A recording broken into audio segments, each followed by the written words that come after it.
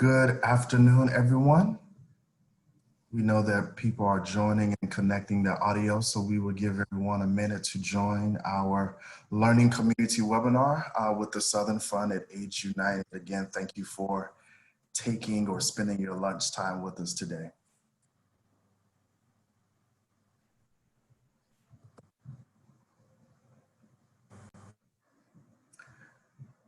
All right, we are definitely going to get started. I will allow the Southern Fund team to introduce themselves, which I'm a member of course, but I do have my colleague on with me today. So I will introduce myself and allow my colleague to introduce herself. My name is Marvell Terry, go by pronouns he, him, his. I am a program manager with the Southern Fund and currently reside in Chicago, Illinois. Good afternoon, everyone. My name is Bianca Carrillo. I use she, her pronouns, and I am a program manager alongside Marvell for the Southern HIV Impact Fund. It's so great to see you all today. And one more thing, I reside in Los Angeles, California. Awesome, awesome. Thank you so much, Bianca. Again, we are excited that you have joined us for what we like to call a learning community. And in short, what that is an opportunity every month to provide technical assistance to the grantees who are part of the Southern HIV Impact Fund cohort. Matter of fact, could you just put in the chat box where you're from, what's your name, your pronouns? We would love to know who is with us today. So we can definitely acknowledge, and when it's time for conversation, definitely know, what states are represented in our conversation today. There are a few updates that we would love to provide to you very quickly from the Southern Fund. One is, if there are any staff leadership changes, please email southernfund@aidsunited.org. I had a brain freeze there for a moment. So please email us if there are any staff changes within your organization at southernfund@aidsunited.org. The second thing is, we want to let you all know, I know that you all are anxiously awaiting an announcement around the 2020-2021 grant year. We are prepared to provide some information on that in the upcoming weeks. And so just wanted to provide that update as many of you all are preparing your budgets and looking for grant opportunities for the 2020-2021 grant year. You will be excited about the information that we will provide you in a couple weeks. And so that's why it is very important that if you do have any staff changes, please let us know about those staff changes as soon as possible so that we can ensure that the correspondence that we're going to provide about any updates gets to the right person, and you can turn that around as soon as possible. Before we get into our presentation today around HIV policy in the United States South, I am always mindful that when we come together collectively, that there is so much on our minds and so much that we are fighting in our communities.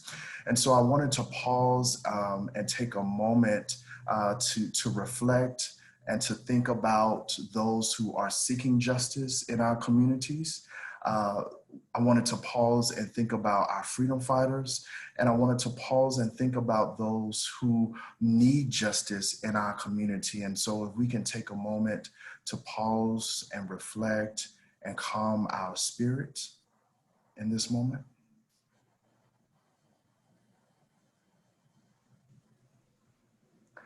Thank you so much for reflecting with me in that moment. Our presentation today is about HIV policy in the United States South. This presentation will be led by Carl Bologna Jr.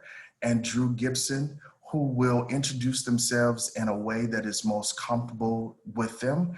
And so without further ado, help us welcome our policy department at AIDS United. Again, please let us know where you are placing in the chat your name, your pronouns, if you have any pronouns, and the state or an organization which you come from. Drew, Carl, you now have the floor. Marvell and Bianca, thank you, and thanks for the introduction and the opportunity to talk to this group. So my name is Carl Baloney Jr. My pronouns are he, him, his, and I'm Vice President for Policy and Advocacy at AIDS United. I've been here for about 5.5 years or so. I really like to start these things off. And first, let me say, I'm just really glad to be here with this group and to talk about policy and advocacy and hear from you all about what matters to you in your work and in your communities. As I was going to say, I like to start these things off getting to know each other a little bit. So first, actually, Marvell, I'm wondering if I can get you just to tell me a little bit about this cohort that we're talking to before you hear about Drew and I.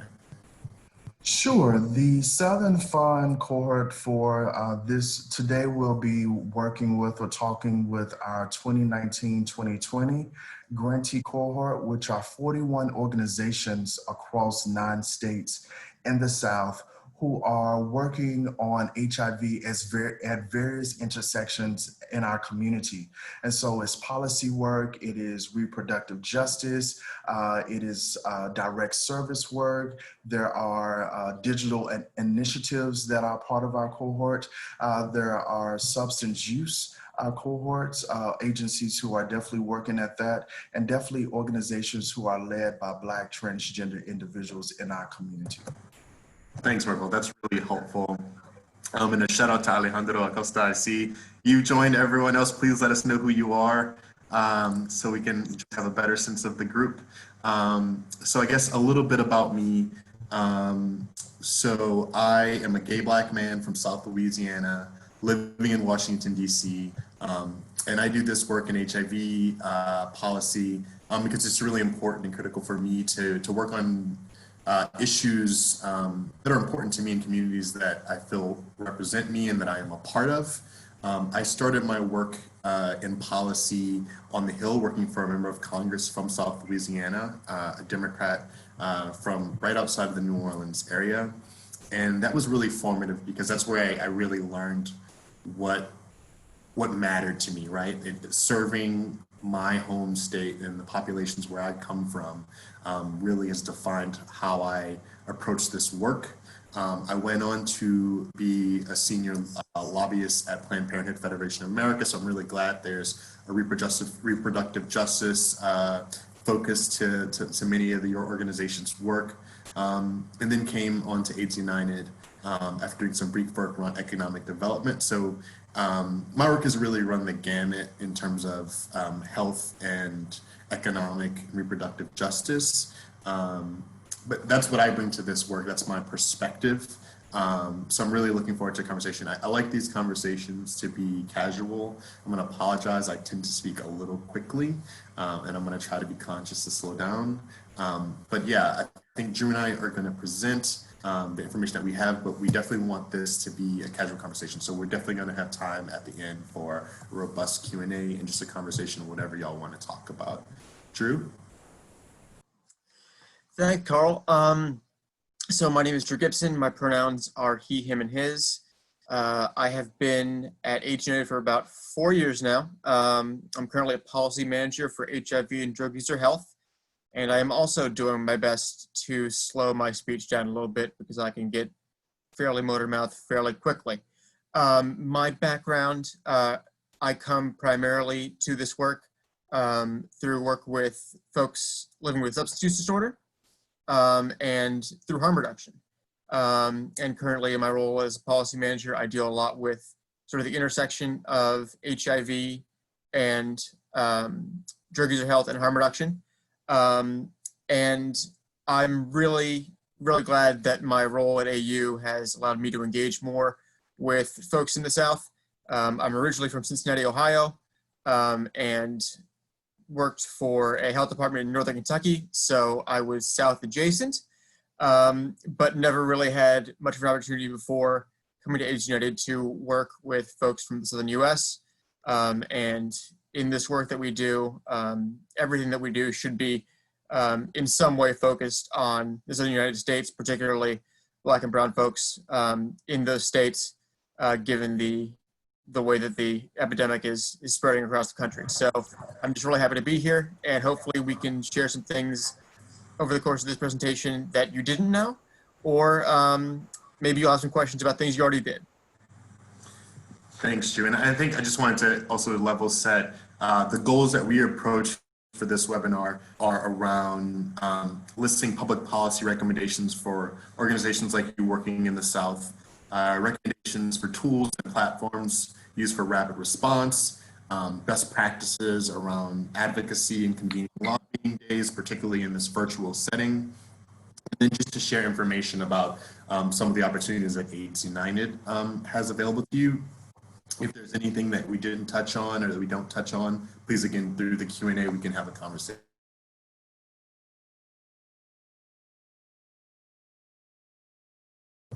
Next slide, Drew.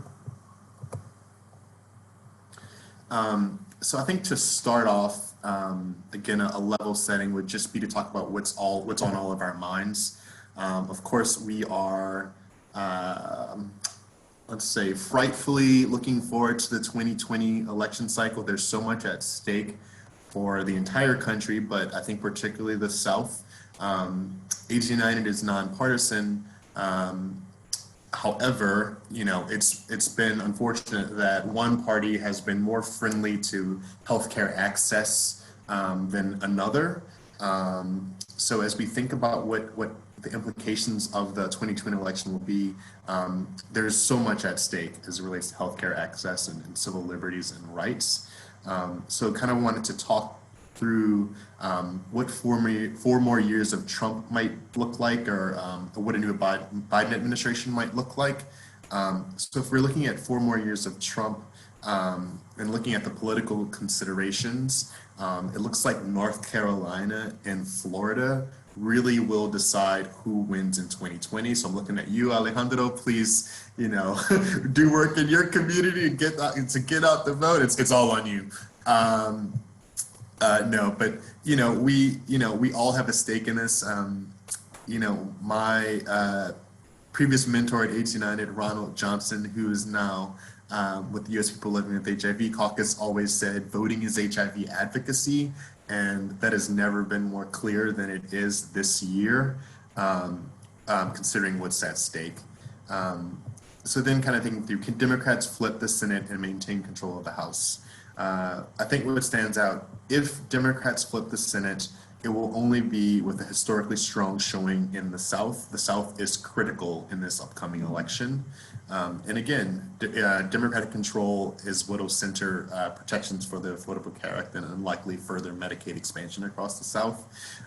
That's so critical. You know, we saw in Louisiana, within a few weeks of John Bel Edwards, Democratic governor of Louisiana, winning election, 380,000 people gained insurance for the first time, and that's remarkable. And so we need to make sure that those gains are not rolled back. If Democrats lose in 2020. And then let's look through a few key Senate races in 2020. So North Carolina, you see Tom Tillis is a Republican incumbent versus Cunningham. In South Carolina, Graham versus Harrison. In Alabama, we have a really tough race with Jones, who is the incumbent, but definitely seemed like a bit of a fluke. That being said, Democratic voter turnout can have an impact and see us pull through in Alabama.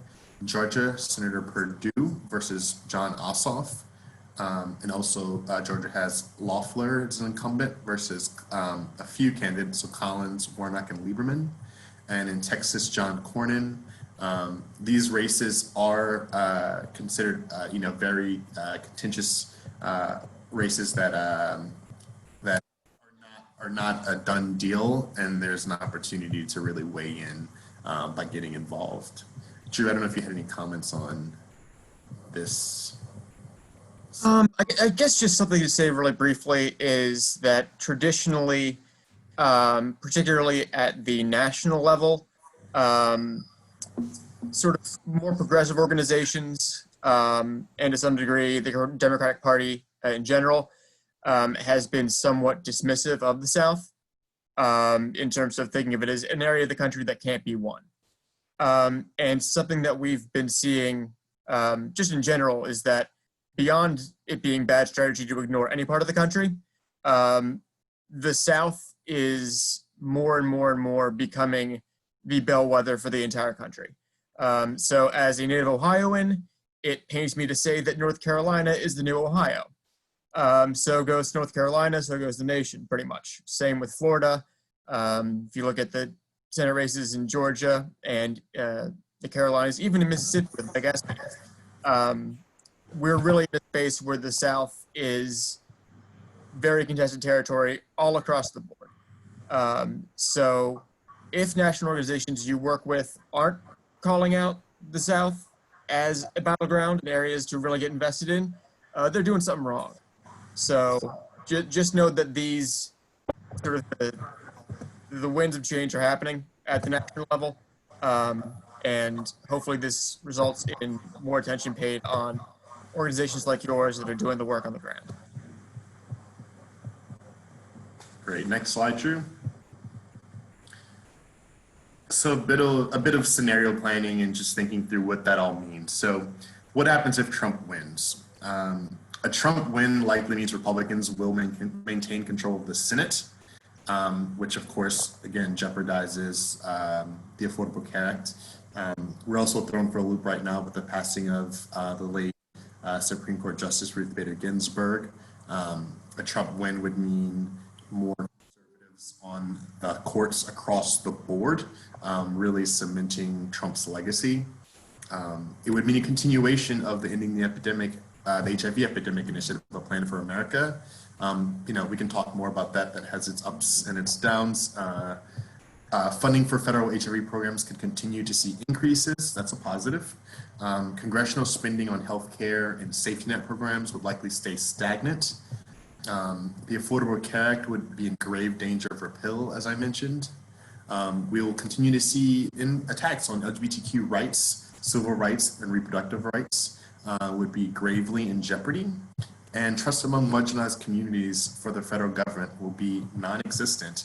I don't know how many of you have seen the recent executive orders around what agencies can do around recognizing white supremacy or privilege or calling it out. There have been restrictions that have been put in place by that executive order that are quite startling. I mentioned Ending the Epidemic Initiative. We're so thankful that the administration has taken on Ending the Epidemic. They put out their plan for America to end the HIV epidemic in February of 2019. And that was about a few months after AIDS United and the Act Now End AIDS Coalition and the larger HIV community released its own plan, Ending the HIV Epidemic, a roadmap. That title is a little off, but that's essentially what it's called. And the Trump plan in many ways mirrors that community roadmap to end the epidemic, but it does ignore several key components, particularly attacking structural barriers to care that are in line with their executive order to not recognize racism in this country. So while we're thankful for that plan, we know that we need further community input. You know what you need in your backyard, right? You know how to reach the communities that you serve. And this one-size-fits-all approach that the White House is using to address the epidemic is not the most effective mode. So seeing a continuation of the ETE plan is helpful, but we definitely want to see it take place with more community input. Next slide.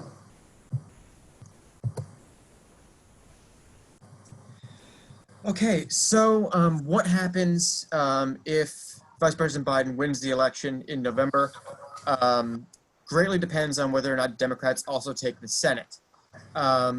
Just because a Biden win happens in November doesn't mean that the Democrats will flip the necessary 4 Senate seats to have a majority in the Senate and get what they want done.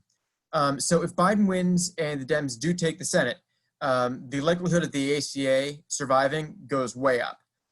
There is still a possibility that should the Republicans push through a Supreme Court justice before inauguration, that the ACA could be in trouble, as there are going to be hearings on the constitutionality of the ACA November 10th.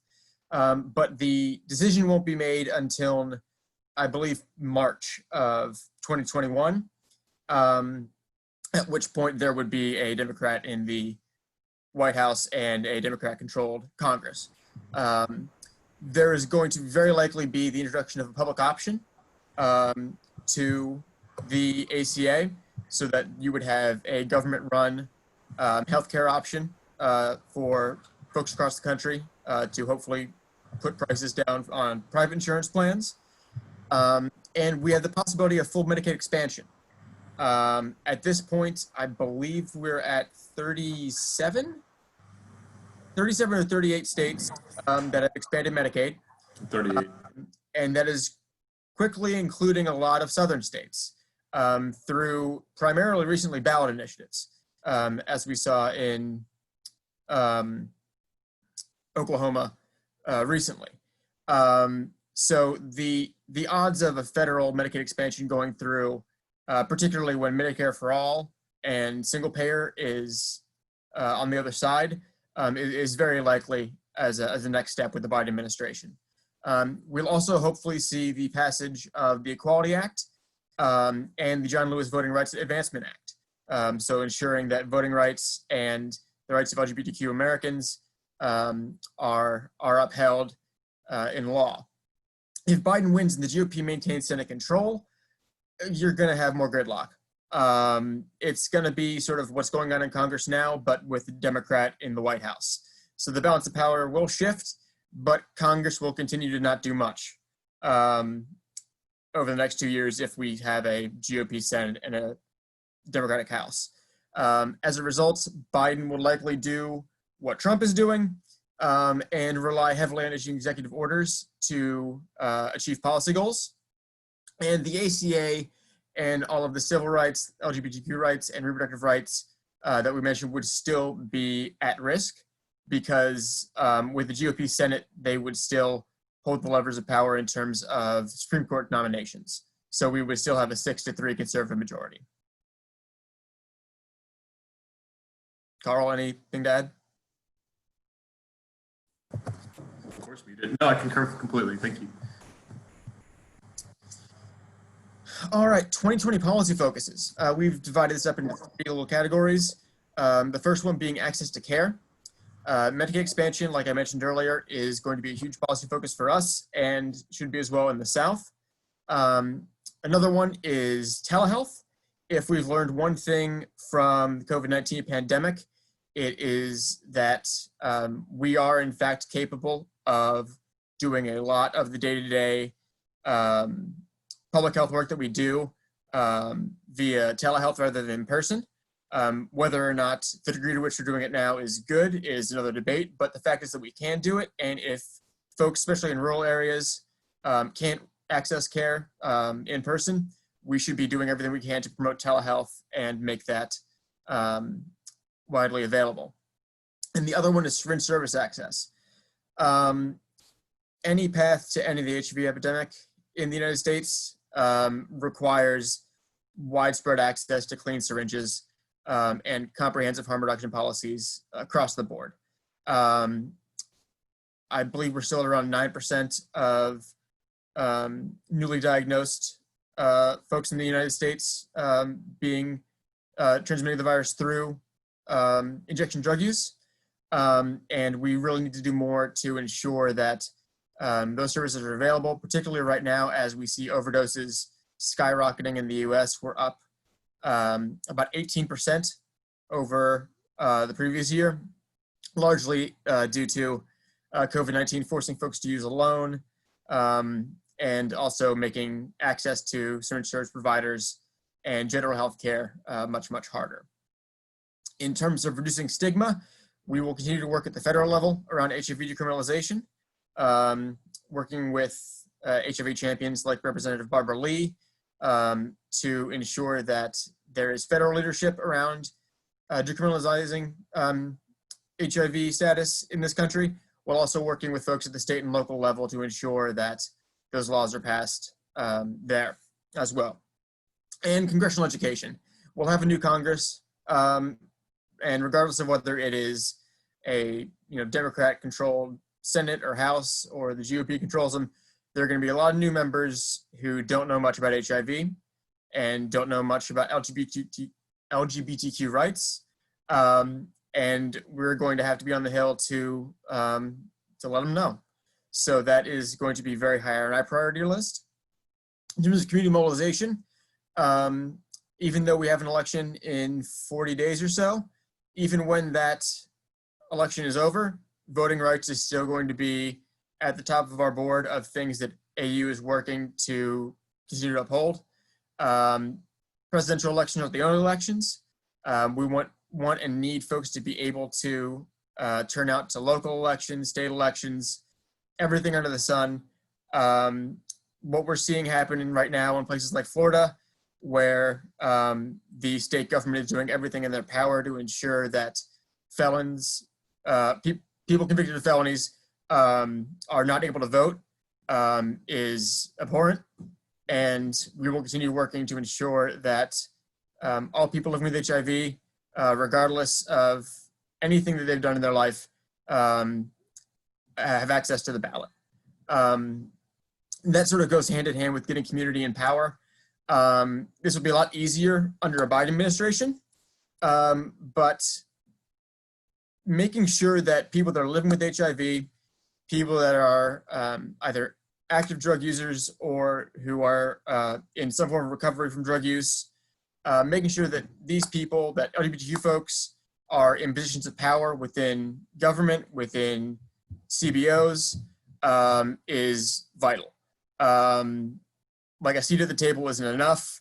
Like, we need a whole side at the table. It is definitely a part of what we as an organization believe in. And I think that's reflected in our staff as well. But ensuring that the community voice isn't just called in every once in a while to give their opinion, but actually has a real stake in power, is a big part of our community mobilization platform at AU. Carl?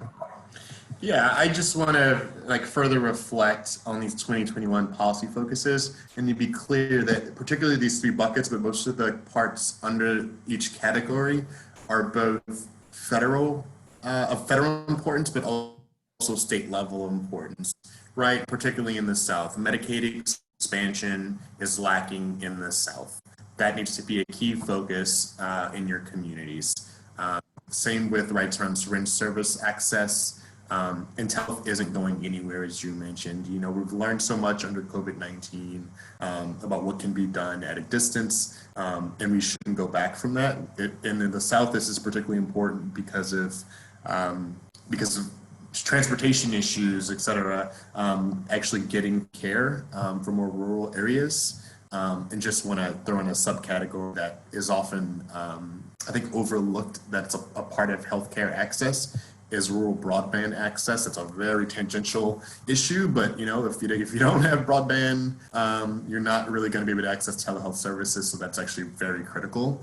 And then, of course, there's lots that can be done at the state level around HIV criminalization and reducing stigma.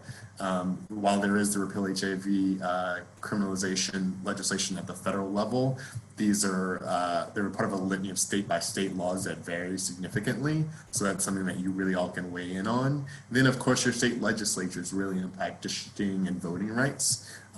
So these are all important at the federal level, but they're equally as important at the local level, if not more important. So just wanted to kind of to raise that point. I think next slide, Drew. So what policy recommendations would we offer the South to focus on? I think we kind of did that above, but just a few points about attacking those recommendations. Don't reinvent the wheel. You know, we just need to make it fit for us, right? You need to make it work for your community. So I think utilize the blueprints that are before you. You can borrow from campaigns from each other. I think one of the great parts of the Shift cohort is that you have a group of colleagues across the South that have some idea what you're going through. You all have weighed in different ways, and you need to information share. You need to use Marvell and please us in helping build out your advocacy plans and asking for advice, but ask advice of each other. You are your own resource. So want to really flag that. Position HIV providers as essential to addressing other health crises. So we've really seen AIDS service organizations across the country really step up in this COVID-19 pandemic. The same can be said for the overdose crisis and around treatment of STDs and awareness. Again, I can't say enough, promote Medicaid expansion. It's one of the quickest ways to get people in care and get people the health, get people the health care and the access that they need is a Medicaid expansion. Build relationships between HIV community members and state and local health departments.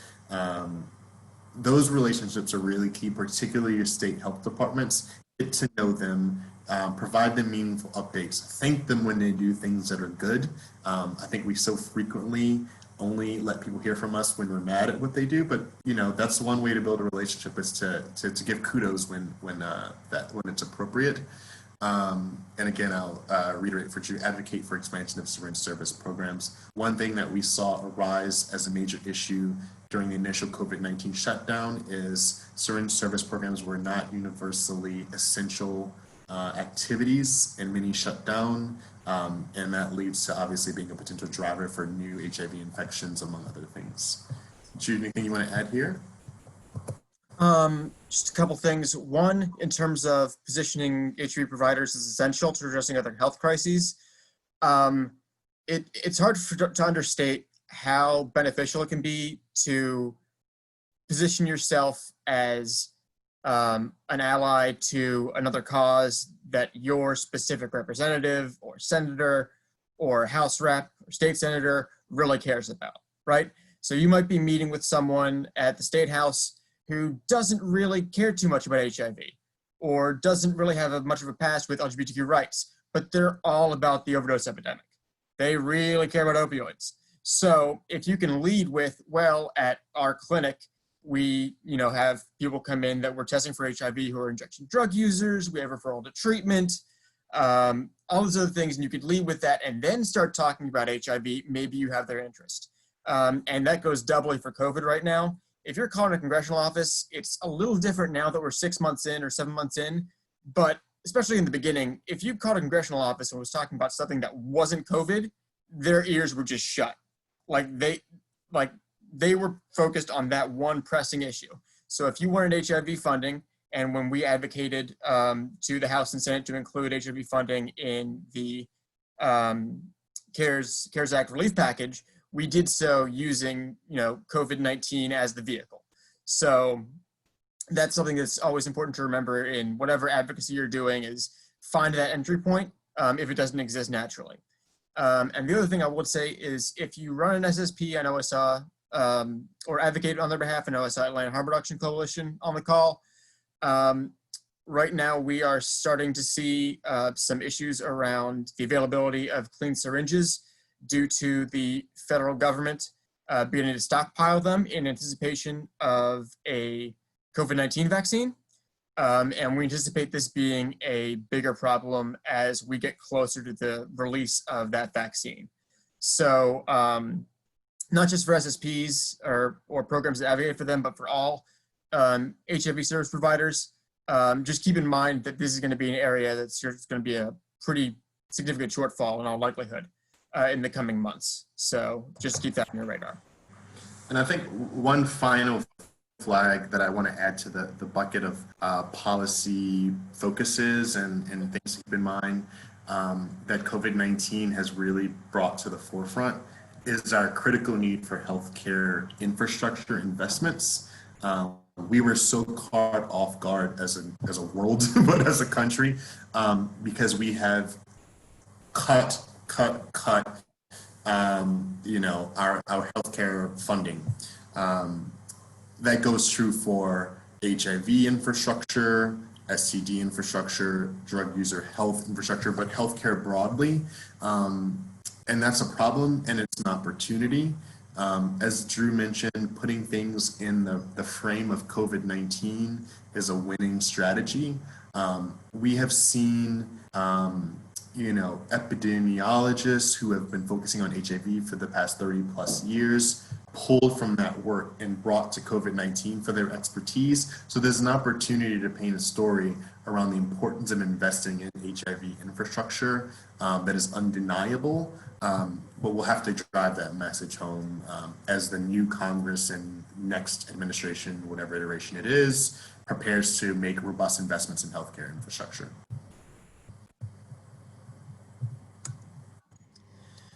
Okay, so tools and platforms for rapid response. Social media, traditional forms like Twitter, Facebook, Instagram. If you're particularly ambitious, TikTok used to be an option, is no longer. Thank you, President Trump. But these traditional modes of engagement are always very useful in terms of getting your organization's point of view and position statements out very quickly. Particularly if you're looking to make a statement to folks that are within what you would consider your base, folks who follow you online. That's really sort of the best first line defense. But these are things that I would assume most of the organizations on this call have some familiarity with and are engaging with already. The ones that I wanted to bring up are ones that are more specialized, but also ones that cost money. You will see 4 little icons there for a nation builder. The Q is for quorum. The megaphone is megaphone by Bloomberg government, and phone to action. These are all pieces of advocacy software that you can purchase, some more expensive than others, that will enable you to readily contact folks that you have within your email listservs,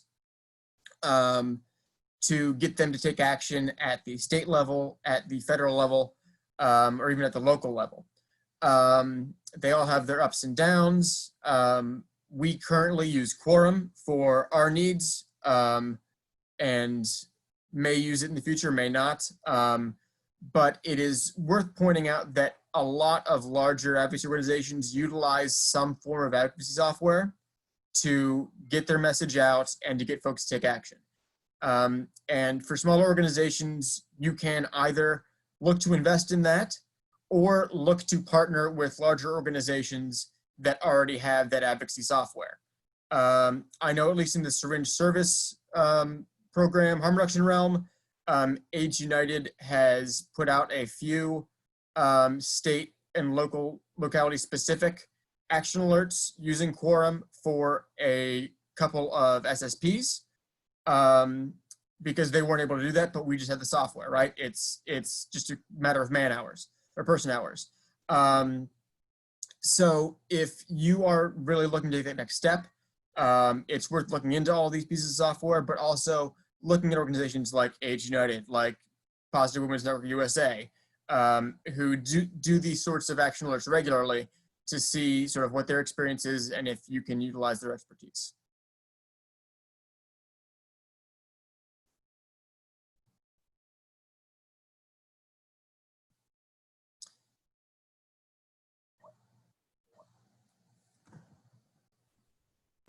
Kari, you're on mute. Yep, of course. Sorry about that. So what can organizations do to impact public policy and HIV policy? There are lots of things that you can do. Some of the, I think, low-hanging fruit or clear things that you can embark upon are organize advocacy days at your state house or senate and with local officials. I think many of you have engaged in these from time to time. Something that AIDS United is known to support. So that's putting together a cohort of folks that are aligned with you on policy issues, going over those policy issues, deciding upon what your priorities are and building out a plan. You know, picking what members of the state house or the senate that you want to engage with, organizing meetings and going in and talking to them and telling your story. Power mapping your political environment. So that's kind of a part of that. When you are going to embark on a lobby or advocacy day, you want to identify your potential HIV champions. You want to find officials that are flexible on important issues and try to foster a relationship with them. Don't assume that anyone is completely ungettable. get to know who they are, what their votes have been on various issues, and find a path forward. Try to make some type of a personal connection. Use what we call grass tops. If there's someone that you know is a supporter of theirs that's aligned with you, use them to kick the door open. Build coalitions with like-minded organizations who have similar goals to you, and communicate and collaborate with impacted communities. So all of these are about building community and using the power of that community to advance, your policy goal. Drew? I don't have anything to add. You said everything. Great. Next slide. So I wanted to highlight the work of one of members of your cohort that we have worked closely with in the past. NCAN, National North Carolina AIDS Action Network, has convened one such lobby day just a few months ago, maybe more now because time is really, it's confusing under COVID-19, but we've worked with NCAN to help talk through what their policy and legislative priorities are for the State House, offer support in conducting a policy training, and NCAN mobilized on their own, their networks, using social media to get folks interested, and did, in this time, virtual Hill visits, virtual Capitol visits with their legislators. And they've been really successful over the years, passing some really meaningful legislation and building up their network of support among policymakers in North Carolina. That's just one example. Lots of other states that do it. Louisiana AIDS Action Network has had many successful Hill lobby visits, advocacy days, and so has Mississippi. As you all are thinking about doing that, one, connect with each other who have experience with it. Please do reach out to Drew or myself for support on those. This is something that AIDS United is very interested in supporting even more than we do at this point. And just, there's nothing, I think it can be intimidating to think about building an advocacy day, but I'll just reiterate the main points. Know your policy priorities, what you're trying to achieve, identify the group you're trying to reach, and then share your message aligned in your own personal story and experience. I think next slide, Drew. Okay, so what can individuals do to impact public policy and HIV policy? The first one's vote. Figure out if you and your loved ones and your friends, people you barely know, are registered yet. Make sure that you're still registered with your state, and go out and vote, preferably vote early. We are encouraging folks to vote early and in person if it's at all possible, just to lower the burden on USPS, given the mail issues. But whether it's mail-in voting, day of, just make sure to get out and vote, but also know that voting is just one tool in a much larger toolbox, and putting a ballot in a box, whether it's literal or metaphoric, is not enough if we want to enact change.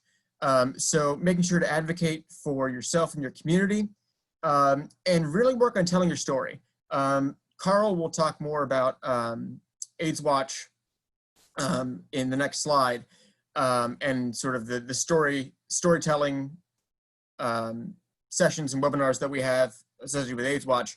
But really, your story is your best tool for change, in terms of talking to folks at the state level, local level, and even the federal level. Really, when we go into offices and we lead with facts and we lead with numbers, a lot of times, even folks that do this for a living, like, you can start to see their eyes glaze over.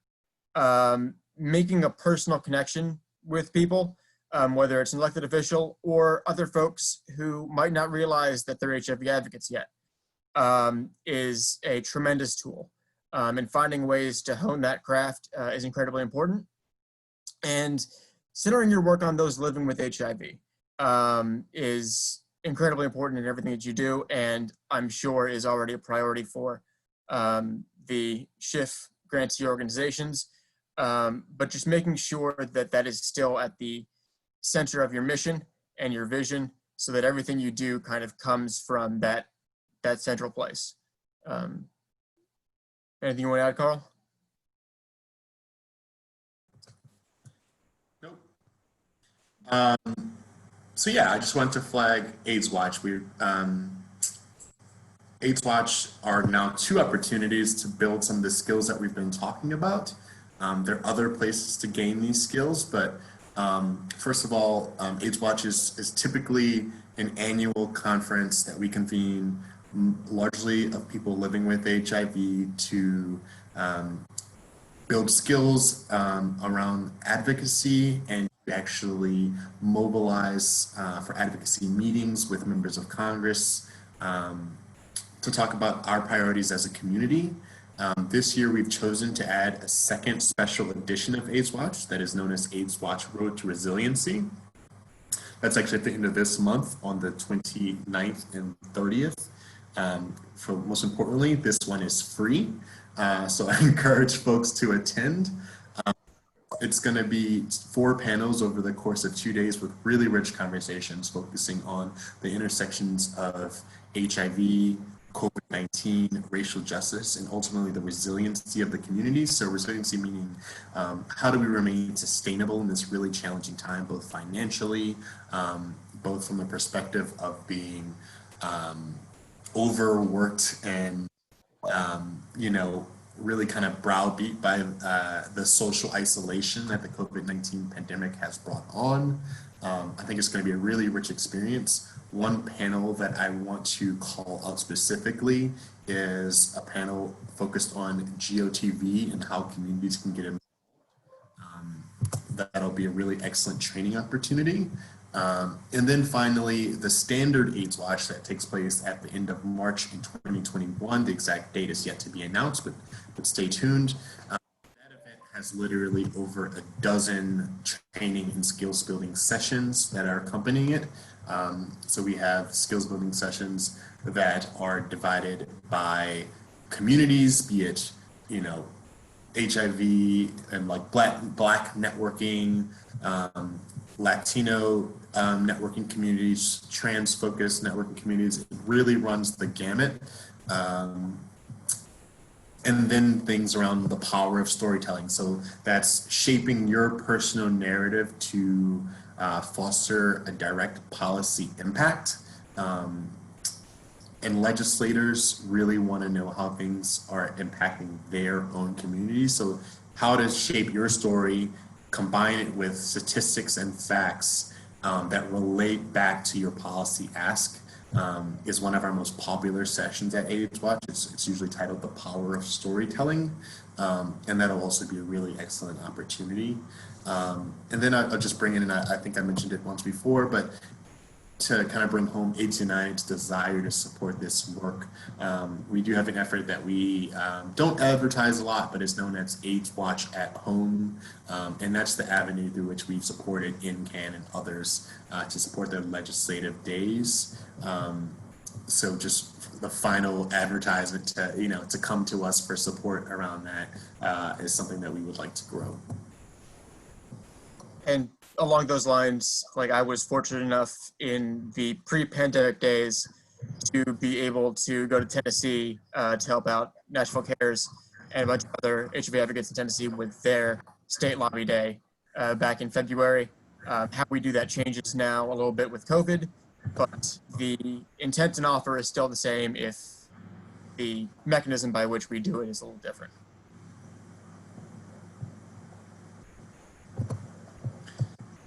And yeah. Now is the time we would like to open the floor up for Q&A. Everyone has the capability to unmute yourself. And so please, if you have any questions, which I hope that you do, this has been a very, an amazing presentation. I myself learned so much. So I hope that you have some questions. So wanted to provide some space. If you have any, please unmute yourself or feel free to put those questions in the chat box. Yes, this is Alejandro. Of course, you have to be me. We are about to start, and thinking of timeframes, right? We're about to go into our committee week, which basically happens in January. And you think in January, right? It's around the corner because not a lot is happening from now until November that is not voter, like movement registration related. So I was thinking how those now virtual meetings have been working out in other states. That you said you have had these virtual meetings similar to what we're doing with AIDS Watch, but at a local level or state level. Have you found that there's more participation from lawmakers because of the virtual nature of it all, or more participation from actual constituents wanting to be part of it? Yeah, Alejandro, thank you for the question.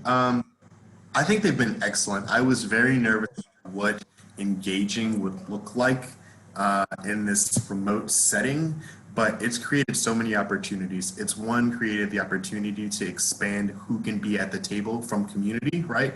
You don't have to travel. There's low to no barrier of entry. If you already have an internet connection to the computer, you can participate, right? So you don't have to fly to DC or you don't have to travel to the state capitol.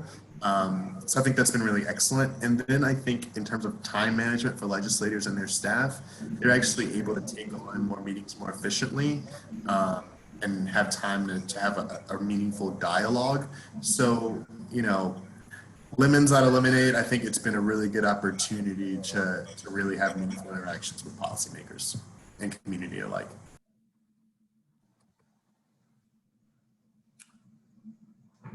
Thank you. Thanks for the question. Do we have any other questions? There's an opportunity if you would like to ask any.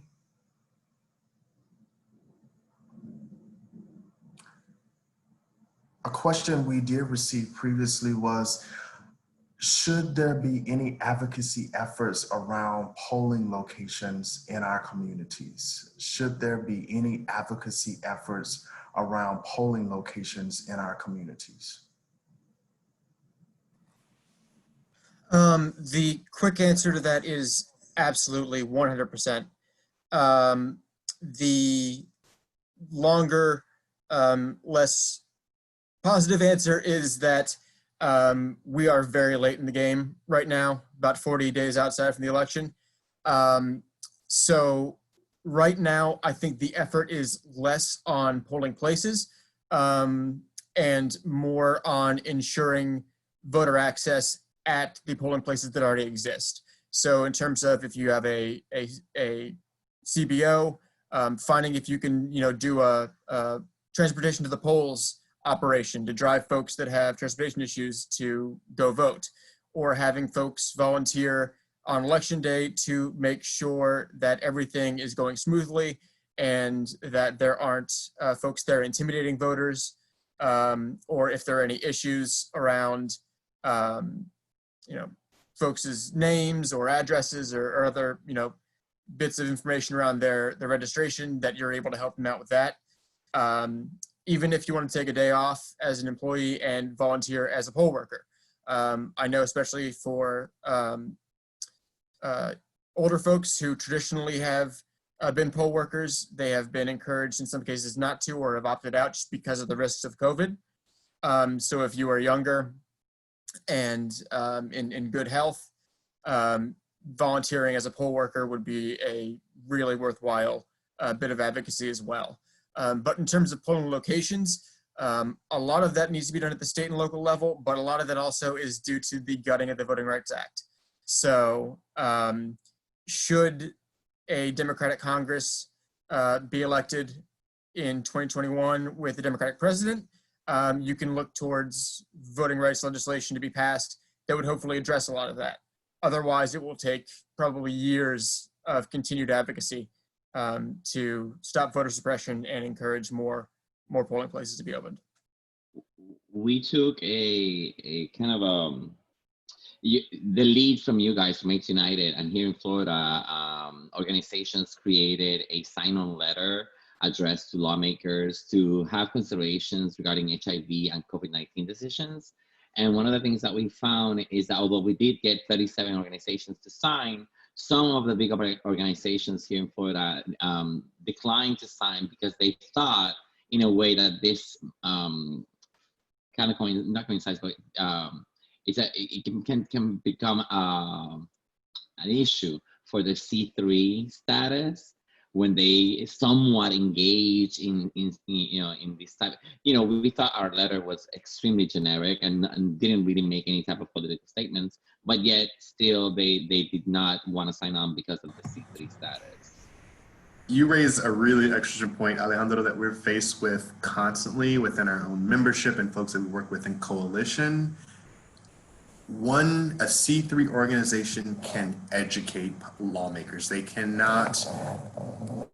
risk their C3 status if they ask for a specific bill or a specific policy change, but they can educate about what's going on in their community and in their work. And that education is often enough. But that's something that this group can do, right? Is take on educating our community about what they can and cannot do and what is safe activities. And on AIDS United's Election Center, on our website, we have a handy one-page document outlining all of the things that 501c3 organizations can and cannot do during an election. That hopefully, I don't know if that would help with the HIV and COVID related issues, but anything around voting rights and the 2020 election, if you're working with 501c3s that have questions or you yourself have a question, that should answer most broad questions that you have. No, I'm glad that you said that you have those resources because we can share them. Our organization signed, we were one of the leader organizations in taking that on. But for example, Latino Salud, which is a large organization in the South, and Broward House declined to sign, in this case, literally signing the C3 status, where we make sure that the letter we thought did not break any of those C3 status. Actually, that letter was not only looked at by me, but edited by other leaders throughout the South as well. So we will make sure that those C3 things are not. Still, organizations are very reluctant sometimes and maybe scared of breaking that C3 weird boundary, right? Yeah. And so I posted in the chat a link to our election center where you can find those resources. We recognize that we are at time for our webinar today, but I wanted to definitely provide two final questions that we received prior to today's broadcast. If you have to leave, we definitely understand this is being recorded, so we want to provide the recording, but just want to throw these two questions in. Paraphrasing one of the questions, we recognize that the post office is under attack and that people living with HIV often get their medication from the post office. Is there room after this election to really focus on the post office efforts? And then the second question is, what is the deadline for registration for AIDS Watch? The second one, the road to resiliency. So, answering those both as quickly as possible. Second one first, you can register up to the day of to join AIDS Watch Road to Resiliency, and it's free. So feel free to do it whenever you have time. But in related to USPS and medication access for people living with HIV, that will be included in the policy briefing materials that are sent out with AIDS Watch. And we have an action alert created that will be sent out as well, asking folks to contact their members of Congress, specifically citing people living with HIV needing access to the medication as a reason why USPS needs to be a focus for Congress, and asking the Senate to pick up the House's bill that would have given $25 billion to USPS. So we are aware of that. We are trying to mobilize support around it. And we do realize it's a very, very important issue. Thank you so much, Drew and Carl, for this enlightening and engaging conversation today around policy issues in the United States South. I for sure learned a lot, and I know a lot of people did as well. This is being recorded. It will be provided to everyone that has registered and also all of the grantees through the Southern Fund, and we hope to see everyone at AIDS Watch. Thank you all for your time today. Thank you, everyone. Appreciate Thanks, it. Marvell. Thanks, everyone.